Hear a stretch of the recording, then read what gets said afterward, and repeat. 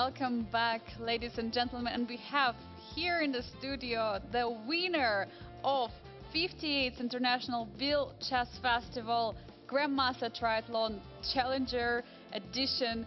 Grandmaster from Greece, Nikolas Theodorou. Nikolas, huge congratulations. Thank you. Have you expected to win the tournament before it even reaches the end? I didn't expect to win with round to spare, let's say, but I had trust in my own strength. You had also recently quite good results in other events. You were mentioning the Greek League you won with your team. You also won in the Chess Challengers Cup. Now coming here and making it hat trick, basically one after another. How does it feel for you? It feels amazing. I mean, winning 3 tournaments in a row, I don't think I've ever done that before. And there are 2 very strong tournaments coming up for me, so if I can keep it up, I'll be really thrilled. Yeah, your performance has been really amazing. Also, your rating is rising, amazing. But today's game, you played against Rinat Jumabayev. You were dominating against him in other games. You won against him in the classical portion as well, also in the rapid. And you were having white pieces. Have you expected this game to go ambitious in this game? Um, I was definitely keeping an eye on the Jacobian game, but it didn't really affect my play in any way. I mean, I just did my own thing, and I tried to put some pressure, but it didn't really work out in the end. So I'm fine with a draw.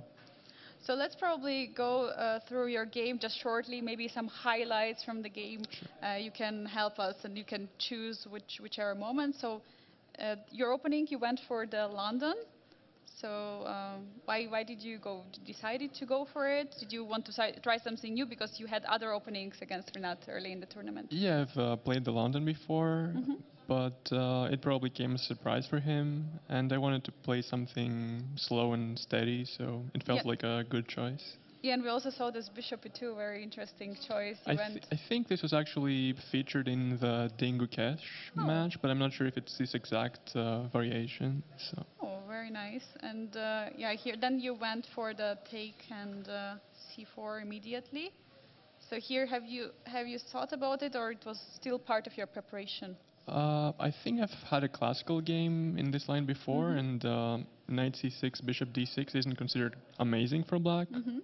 because after dc5, bishop c5, c4, we have transposed to a bishop e7, queen's gambit declined, I guess. So it's definitely quite Mhm. pleasant for white. Yeah. So here you were already satisfied with your position, you can say. Yes, and I think, yeah, at this point, bishop takes c4, and I'm pretty sure that Gukesh went knight h5 in the match, but I could be wrong, instead of a6. Ah, so here, knight h5. I think so.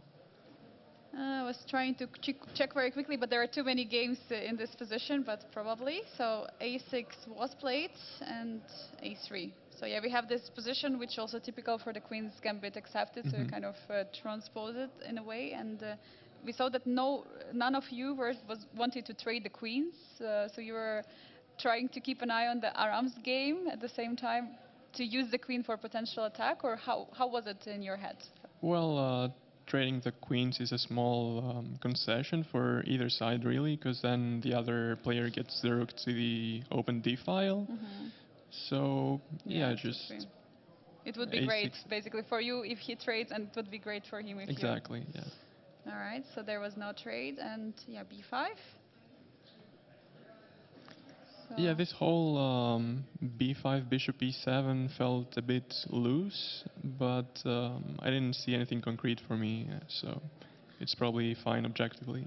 have you considered at some moment to go for this e4, e5 variation? I mean, Uh, of course, probably it's not working right away, but did you have any ideas which are connected with the e4, e5 push? I didn't really consider e5 in this position, but I know that it's an idea in some Queen's Gambit accepted Hmm. lines. So yeah, it's definitely possible, but it felt like 94 Hmm. is more ambitious in a way. And you're also flexible. You still keep this e4, e5 for the future potentially. But yeah, knight d5 was played, and now rook c1, bishop g3. So instead of bishop g3, I guess I could have also tried knight c5. Ah, yes, we were, I think, discussing He this. probably has to take on f4 and then take on c5. I Which mean, ef4, take. yes. And yes, he can either play g6 or h6 here, and I don't see how I can really put pressure. I mean, after bishop e4, he's ready to meet that with knight a5. Ah, sorry, So, sorry, it was, oh, it's yeah, okay. yeah. No, so knight is 6 here, knight f4, bishop takes, so h6 or? Yeah, or g6. And Hmm. bishop e4, he can always go knight a5. Oh yeah, you can always So, defend. yeah, it's Hmm. just equal. And here, when you played rook c1, have you considered also this knight f4 variation? Because Hmm. it looks like he has this intermezzo knight f4. Yeah, so I take back, and then bishop b7. I can transpose back into the line we just talked about with knight c5. But Hmm. h4 Hmm. also looked interesting. Or I can even start with knight eg5 and then h4. But Hmm. it's probably not very threatening for black. But yeah, this pawn on f4 probably is also, it's not so clear to say. I mean, it's a double pawn, but it looks like it supports you and also holds the e5 square, so probably not the best for black. So he went for bishop b7 immediately. And here, so bishop g3, you didn't allow it go for this knight c5 idea. Now rook c8, h4. Yeah, so we were talking about this moment. So was this decision of h4 of going and trying to be more ambitious was influenced also but what is happening on Aram's board, or it was just Not really, that's just the way I play chess usually. I mean, h4 is pretty typical in these Mhm. structures, and I saw that he was getting a bit low on time, so I tried to complicate things a bit. Mhm. Yeah, so h6, he's trying to stop all kind of knight g5 ideas. And it's really hard to suggest a useful move for black, let's say. So Mhm. queen b6 does give up the bishop pair, but I didn't see what else he could do. Mhm. So now you have a bishop pair in the position, but of course there is like some pressure because of the rooks. But your bishop looked very nice on the c5. And looking also optically, and later when we went to the position, I believe when the queen was already on e5 and you have the bishop pair, it looks like very good position, but still evaluation bar always says, oh, it's all equal. It's That's black is still holding. the way chess works. So knight f6 coming back. So of course you have to stop the queen h7.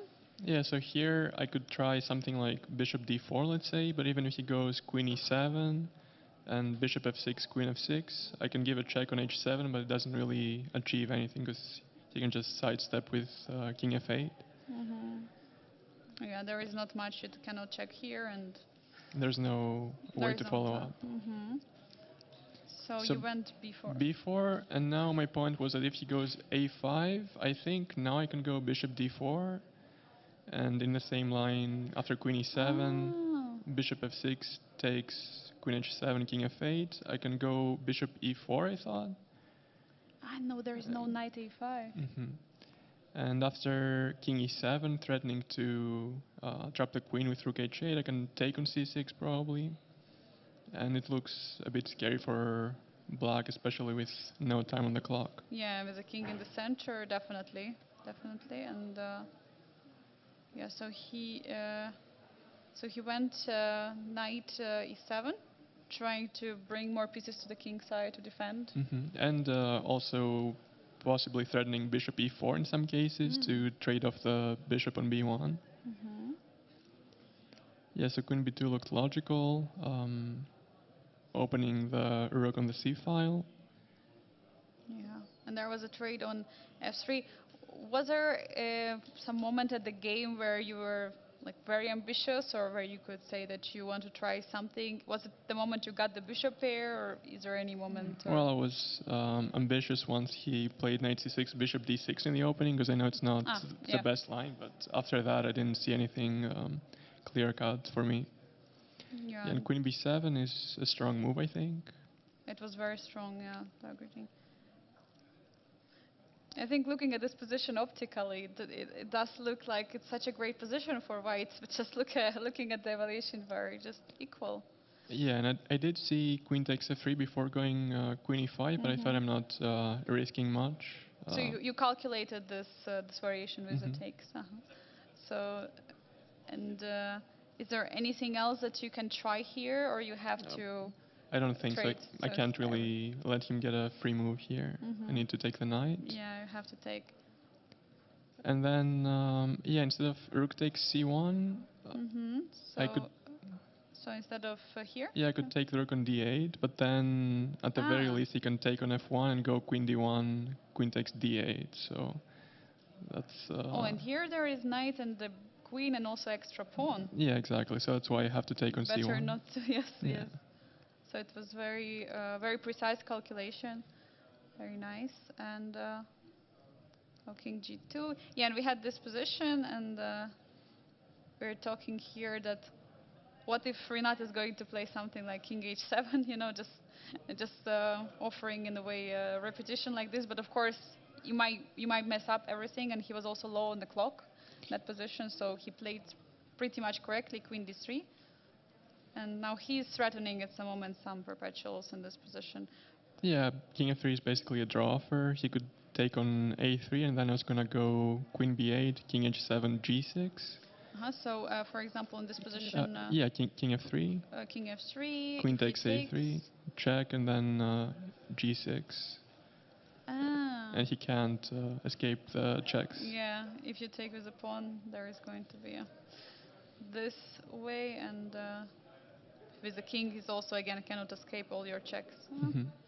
Okay, so For some reason, he gave a check on d1, which is also just a draw. But yeah, and you just repeat it here, and it all finished in a draw, and of course a great result for you. So now basically 5 points in front of Aram Hakobian. Doesn't matter what tomorrow is going to happen, you're the winner, which is extremely nice, Nicholas. But still, like tomorrow you're facing against Aram, who is the second place of you. Do you still have some motivation to prove something tomorrow, or? Well, I know he's a very dangerous player, especially with the white pieces. So I'll try to, keep playing the way I have, and we'll see what happens. And it's your first time in the Biel Chess Festival. You're really winning the Challengers, which says that winning the Challengers, you're getting the ticket also in the Masters next year. So how has been this experience for you in these 2 weeks? Because it was a very tough tournament. It's definitely one of the longest tournaments I've played, and I really enjoyed the format, all the rapid, blitz, classical. I didn't really enjoy the 960 to be fair, because I didn't do that great. But other than that, it's been an amazing tournament. Yeah, thank you so much, Nicholas, for your time. One more time, congratulations and best of luck for tomorrow. It was Thank you. incredible comeback from the first, getting the last in the tie breaks, and then deciding to get the first place, not even to have opportunities for any tie breaks. It was Nikolas Theodorou in the studio, grandmaster from Greece, who is with hat trick of the amazing events, was here. Thank you so much, Nicholas. And we still have one more game ongoing